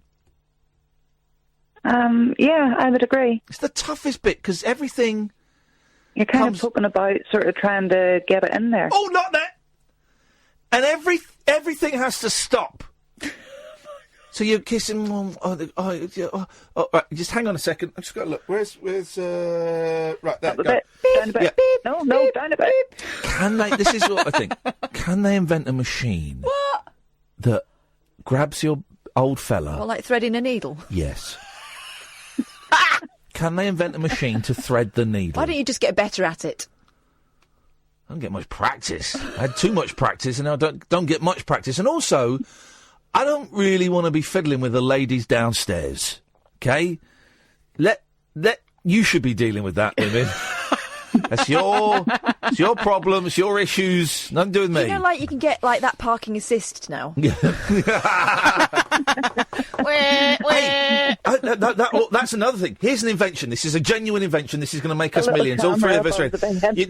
You've got on the headboard. You've got a screen. You've got a monitor. Yeah. And that is relaying the camera that's attached to your penis.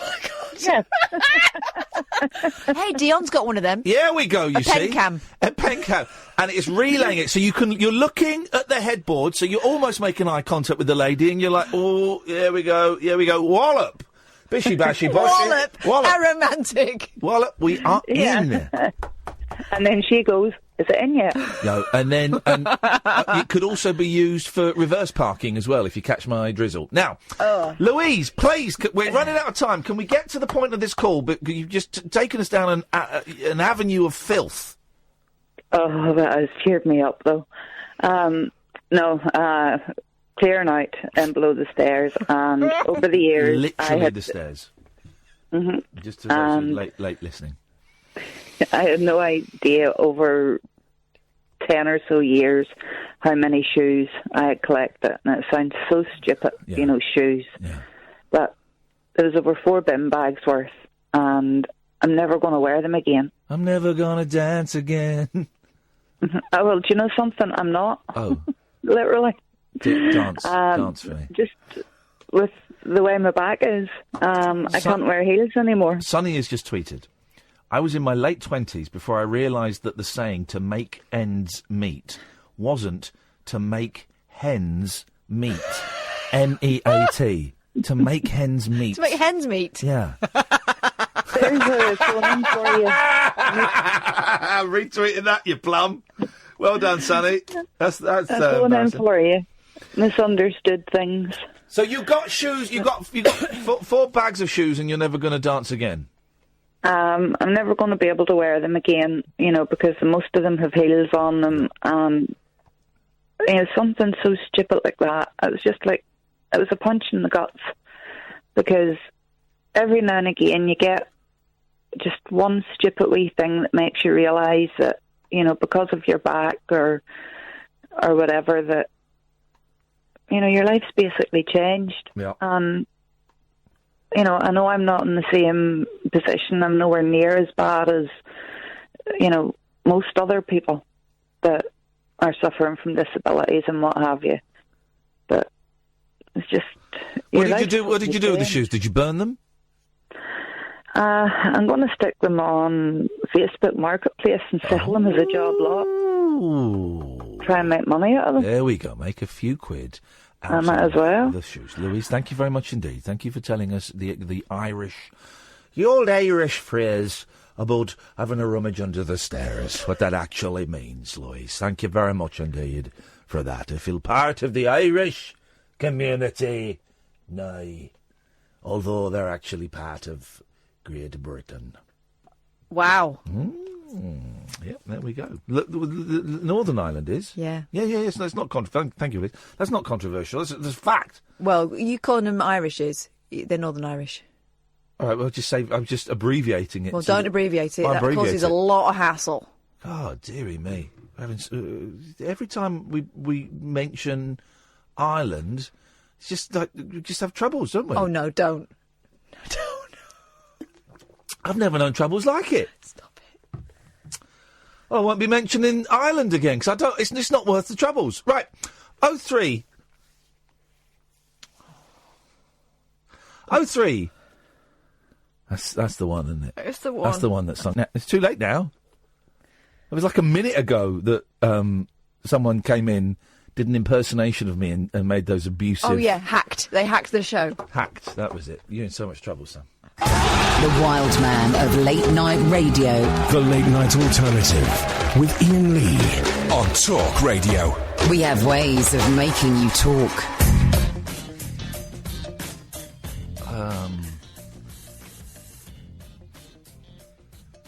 Have you got that Matthew Wright trail again? Can you access that? The one we just played? Because I thought I heard the most stupid thing I've ever heard in my life. But Matthew's a smart... We got it? Let's play, because I thought I heard the most stupid thing I've ever heard in my life. Play it again and keep the mics open. Introducing Talk Radio's incredible new super signing, Matthew Wright. Great signing. Right now. We'll be looking at the ongoing Brexit stumbling block that is Northern Ireland with that renowned political thinker, Brian McFadden. Yes, him out of Westlife. I want to know if racism would still exist if we were all blind. What? I want to know if racism would still exist if we were all blind? What the hell is that the dumbest... Now, that's an accidental partridge. Is that the dumbest thing? I'm not saying it because I've got beef with Matthew. I don't really care either way, but is that the dumbest thing you've ever heard in your life? The answer, Matthew, is yes. Next. What? Of course it would, because... If a racist tree falls in the woods and there's no one there to hear it, did it happen? Yes. Yes, it did. Racism still exist if we were all... First of all, what is this hideous, blind world that you're fantasising about? What is going to make the whole of the population go blind? And also... this is just nuts on so... Am I wrong? Nuts on so many levels. The eyes are the problem. The eyes are the problem. Oh, man alive. Wow. 0344 499 1000 is the telephone number. If you want to give us a call, the question I want to know is, would racism still exist if we were all blind? Would turds still stink if none of us had noses? So that's what I want to know. Would the Beatles have sold so many records if we were all deaf? 0344 499 1000. Would we eat as much food if we didn't have mouths? Give us a call now. 0344 499 1000. Would gloves have been invented if we hadn't got fingers? This is the Matthew Wright Show. Nuts, isn't it? I mean, that is proper. Did that go through a meeting? That agrees. I mean, it's better than what's your favourite opal fruit or whatever, but only just. That's next week. It was wine gum anyway. Oh God. This is what this is what I wanted to talk about. Opera. I'm thinking of getting into opera. I tried that. But I don't know. I wouldn't know where to start. Maria Callas. Well, there's no need to be mean about it.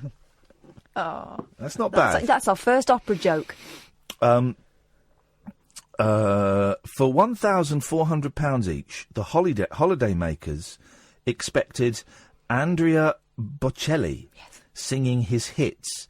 Instead, they got a boring opera about an executed poet. The advert boasted that fans of Andrea Bocelli... That's a man. Andrea Bocelli. That's a man, is it? Italian man. Would be treated... He's blind. I wonder if he's racist. The advert... Well, it's a simple thing. Just phone up...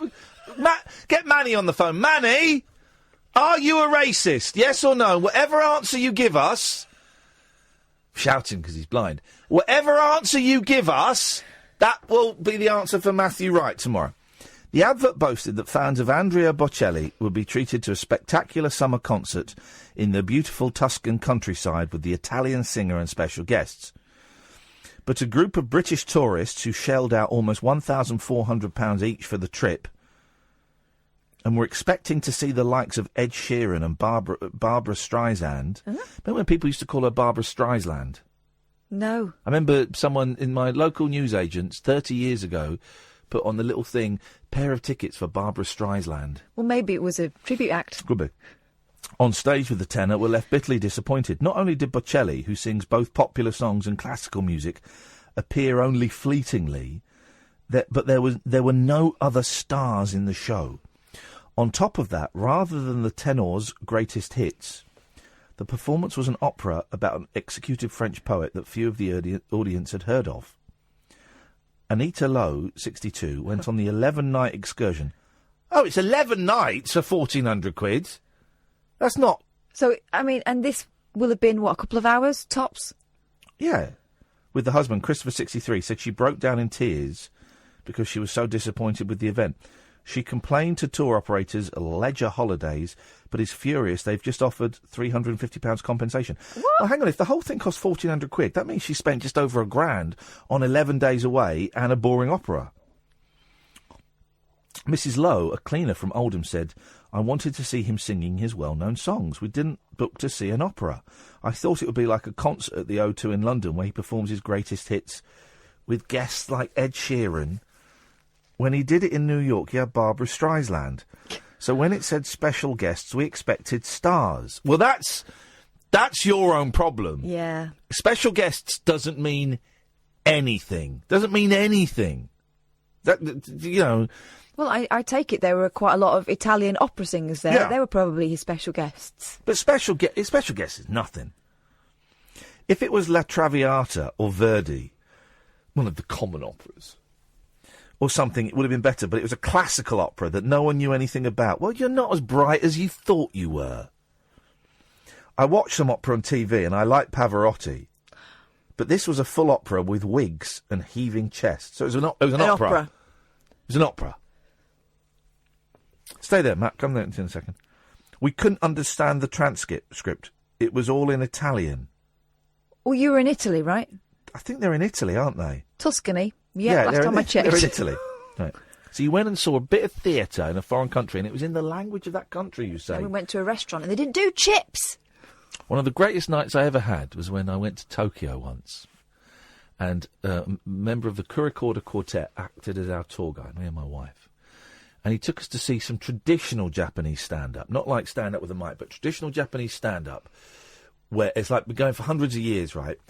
And it's people in the kimonos and like samurai, you know, looking like old traditional Japanese people. And they come on and they kneel down on the floor and they sit. And they do like a little 10-minute, 15-minute monologue. It's all in Japanese, right? Didn't understand a word of it. Loved it. And but the dude next to us would kind of lean over and explain why some bits were funny and some bits explain what was going on. And there was a lot of symbolism in it and a lot of tradition in it. But it was like an hour and a half. Couldn't understand a word of it. Loved it. Because it was the experience of being in this room with all these Japanese dudes that were finding it hilarious. Yeah. We couldn't understand the transcript. It was all in Italian. We wouldn't have paid all that money if it had been advertised as an opera. It's like booking tickets to see the rugby and getting there and being greeted with a ballet. No, it's not. The opera was Andrea Chenier, a 4-act classical opera by Umberto Giordano, which is based loosely on the life of the French poet André Chenier, who was executed during the French Revolution. As well as the concert in Bocelli's hometown on July the 27th, the coach holiday also included visits to Pisa, Lucca, Florence, Montecatini and Volterra. That sounds lovely, apart from being on a coach. Other Britons on the tour included retired businesswoman Jenny Bell, 66, and her husband Peter, a retired electrician of Prestat in North Wales. Good, an accent. Mrs. Bell said, "I was beyond disappointed. I thought the opera was being put on as an intro for the first 15 minutes, and then I thought the concert was about to start. Some people didn't even know Andrea Bocelli had been on. He had a very minor role. It was boring." Mrs. Lowe said around 10 holidaymakers on the trip had been offered a total of 1,650 by Leisure Holidays, which she claimed was nowhere near enough. We need to see the advert. Yeah. That's what we need, If I they need were to see saying, the advert. you know, Andrea Bocelli sings his hits, then that's one thing. If it's, let's go and see Andrea Bocelli, then that's another. In a letter, the firm apologised but insisted it must categorically stress to you that we, like many other independent visitors of the performance, were not made aware that the concert was due to be an opera, as naturally we would have made you and your fellow guests aware. Nonetheless, I'm sorry for the prolonged disappointment you have been caused by the performance of Andrea Bocelli, and if you believe you've been misled. Bocelli, 59, who's blind, I wonder if he's a racist. Singer, as you say, singer-songwriter and record producer. Is he now? OK, well, it sounds like they cocked up a bit. Someone's not telling the truth. Someone's telling porky pies. Because if you're booking excursions, surely you would know where you were taking people. You would surely. know, wouldn't you? Wouldn't you? Let's have a little... You'd check. You'd ask. Let's have a little ponder about this while these adverts play. Across the UK, online and on DAB. The Late Night Alternative with Iain Lee on Talk Radio. If we made children dress up as adults, ugly adults, will we still have paedophiles?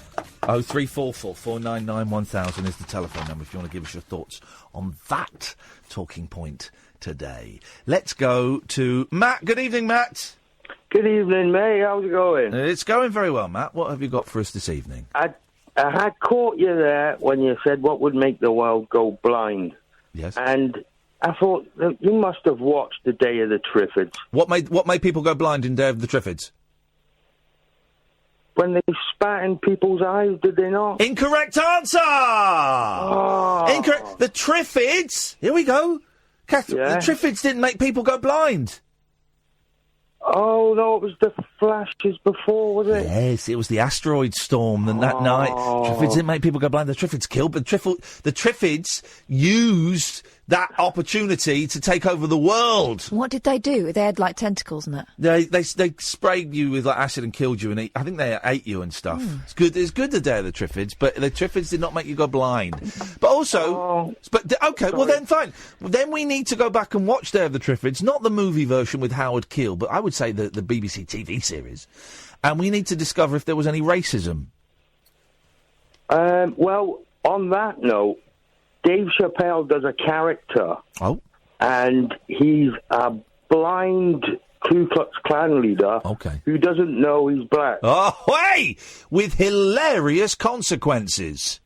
He did offend quite a few people. Well, hang on a minute. That's a rip-off of the excellent, and this is actually not a bad movie. I went to the pictures to see this. See No Evil, Hear No Evil, with Gene Wilder and Richard Pryor. Not their greatest, and Richard Pryor's quite poorly in it.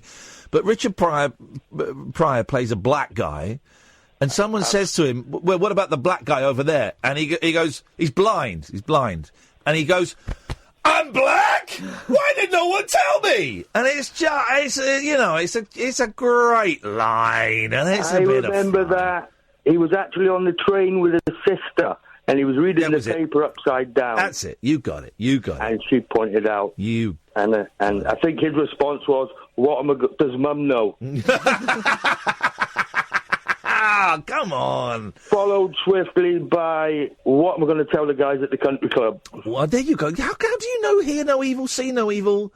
How can you quote that movie? I don't know. Strange facts stick in my head for some reason. It's actually quite a good film. I saw it in the pictures and it got slated, but I watched it a while ago and it's funny. Oh, it's very politically incorrect. You won't be able to make that movie now, mainly because the two stars are dead. Of course, yeah. Yes. But thanks for pointing out. I come second for not realising the Triffids actually killed you. Yeah. I'll have to go back and do my homework on sci-fi. You will do. Go and do a little bit of sci-fi homework. All right, okay. Thanks for your time. Thank you for your call, Matthew. It's appreciated. May God bless you and everybody who sails in you. For goodness sakes. I got the hippie shakes. It's in the bag. Oh. The hippie shakes. Well, now you shake it to the left. What is the hippie shakes? Is it shaking in the hips, I guess? There we go, I've answered the question. Because it's before hippies. Was it? Yeah. Oh. It was really early 60s, 63, 64, and hippies weren't around till 66. Well, I always imagined hippies, and I was wrong. Yeah, no, and also it's not a hippie kind of tune, it's a rock and roll thing. I do wonder. After setting millions of pulses racing in her time as a screen siren, Jane Fonda has spoken of her love of pornography, particularly the movie Two Girls, One Cup. No. Jane, 80... You're joking, aren't you? Jane, I'm reading the story. Jane, 80, says she likes erotic fiction, gangbang and bukkake. I swear to God, this is what it says. It doesn't. The actress said, I've read really good pornography. And I've got a great collection of DVDs. Although the best stuff I have is on VHS. I had a mate who worked at the airport, and he used to pass on to me all of the confiscated stuff that people tried to bring into the country. This is proper, hardcore, Euro-strength porno. XXX. You won't believe what these crazy cats get up to. Some of it's disgusting. I mean, absolutely filthy. But I just can't stop watching it. Are you making any of this up? No, it's the story in the paper. Because I've seen Jane Fonda's workout videos, and it wasn't that.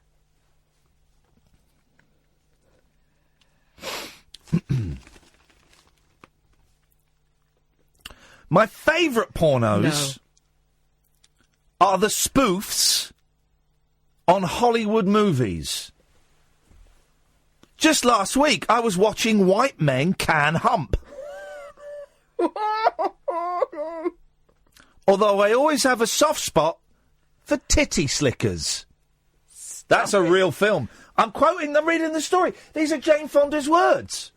She's seen Shaving Ryan's Privates.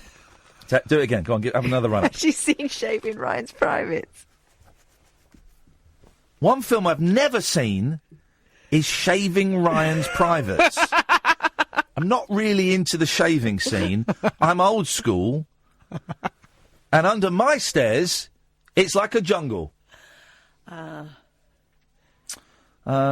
declared in 2012, at 74, I've never had such a fulfilling sex life. And last month, she said intimacy improves for women as they get older. Jane added, and Carol will back us up on this, particularly if we provide her with the equipment. It gets better because we understand our bodies more. We know what we like and we're less afraid to ask for it.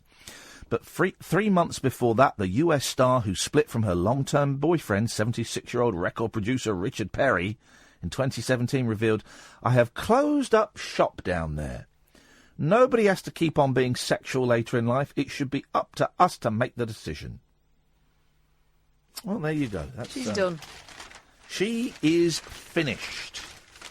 She's not Fonda loving anymore. Good one. Thank you very much indeed. She was Fonda sex, but now she's not fond of it. Fonda it. She's Fonda no more. She's Fonda no more. She's Fonda watching, But no more doing. No more doing. She ponders. Jane Fonda ponders. But her hands don't wanders. Coming soon on Well, DVD. no, apparently not. No. Well, that was a charming story. Sort of something we can all think about as we head towards the twilight of our lives. I need to get a mate at the airport. That was always the thing at school. Someone said, "Oh yeah, my dad's mate works at the airport, and he gets all the stuff that gets confiscated." And you wouldn't believe some of this. What happens? They just divvy it up in the staff room at the end of the day. A blood-soaked climber. There she is. Oh dear! I wouldn't say she's soaked. I'd say that's a little trickle. Posed, smiling for a selfie, moments after a 50-foot mountain fall, not realising she was dead. Huh? No, I'm sorry, not realising she'd snapped her neck. What? Magdalena Mikolovska, 41, thought she had just a few cuts. But after she'd been flown to hospital 3 hours later, doctors found she'd fractured a vertebrae. Is that the same as breaking a neck? No.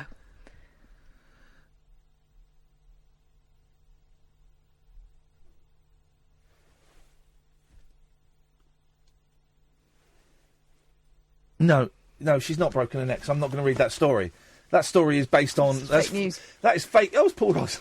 I always know he's there because there's a little bit of glass in the door, and I just see you can't see, it's dark in there, but I just see a little reflection of his glasses. Sometimes he holds the phone under his face, like... Spooky. He's telling a ghost story. But you just get a little reflection of the glasses.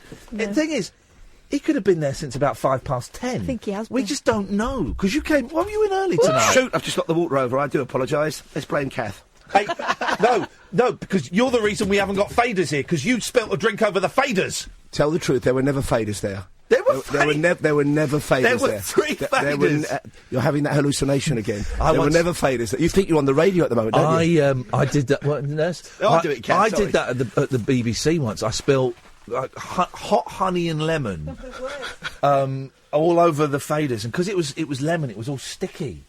Yeah. And I was down, and I knackered the desk, and I was down there taking it apart and trying to clean it. I had a coffee on, and I was brought in a cup of mud by he who must not be named, Johnny Seifert, who put it down, so I can blame him for it. The thing was, we phoned our emergency engineering. Yeah. I took the top off immediately and pulled the bonnet. Phoned emergency engineering, who came down 2 days later. There we go. Wow. It wasn't my fault, though. I coughed to it. Wasn't charged for it, though.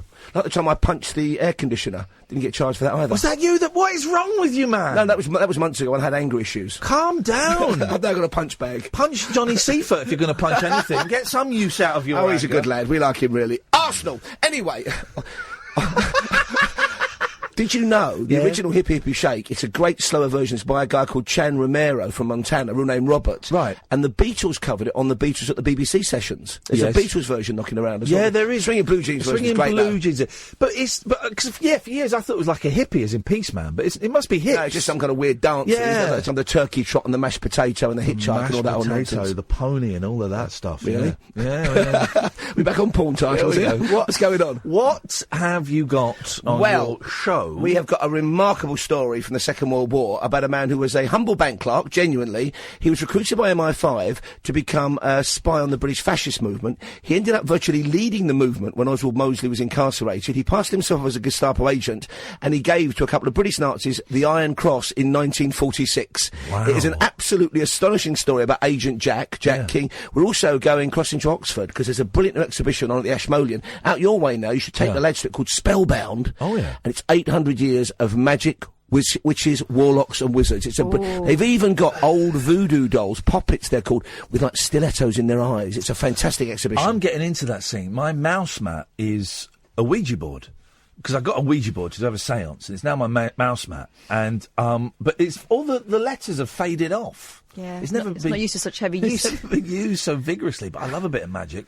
Got really into Dennis Wheatley. Oh, he's great. He made some great books which are almost like evidence files. If you ever see those, that are brilliant. They're not chronological. You just kind of work out the mystery. Although I got obsessed when I was about 15, 16 with Alistair Crowley, which wasn't a good idea. because there's a kind of odd... I mean, he had some interesting things. He once spent a week without using the word I, the pronoun I, and he used to slash himself with a razor to try and take himself outside his body. I did it with a pin and didn't get the same effect. We got in trouble. Our deputy head at school was a very devout Christian, and he caught us reading a book about Aleister Crowley. He was actually a good poet. You know W.B. Yeats. He was a friend of Yeats. Really? Yeah. He's fascinating. Anyway, anything else? You've got 30 seconds. Sorry. What else on the programme? Oh, we're off to the movies with John Hearn. A couple of great films, including a modern-day cowboy film I'm really looking forward to hearing about, which is a great movie. And also we're talking about the Zorro bug, which is depredating upon our elms. They've just suffered Dutch elm disease. Now the Zorro bug is over. It does leave a kind of Z on the leaves. So all that and more on... And the usual old tosh. Excellent stuff! Right, let's tidy up this crap. We're done for another night. H2O, as they said in The Simpsons. We are done. We are finished. Thank you, Catherine. Thank you, Sam. We'll be back tonight at 10 o'clock. Stay tuned, though, because coming up after the news at 1, it is Mr. Paul Ross. Thank you, ta-ta.